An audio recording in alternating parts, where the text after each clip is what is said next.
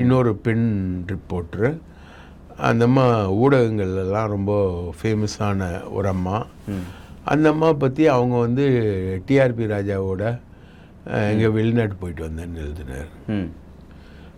அதே மாதிரி சந்தியா ரவிசங்கர்னு ஒரு அம்மா, ரொம்ப ஃபேமஸான ரிப்போர்ட்ரு. அந்த அம்மாவை பற்றி தப்பாக எழுதினார்.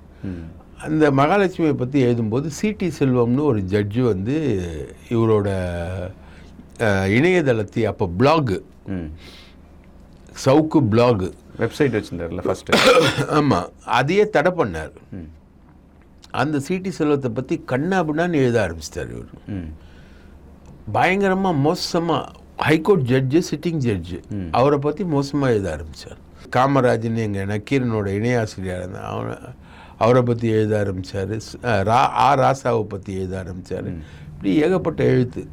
இந்த ஜட்ஜு சிவியராக ஆக்ஷன் எடுத்து தடை பண்ணோன்ற அளவுக்கு இவர் போகும்போது, அப்போது ஒரு திமுகவை சேர்ந்த வழக்கறிஞர் ஒருத்தர் தலையிடுறாரு.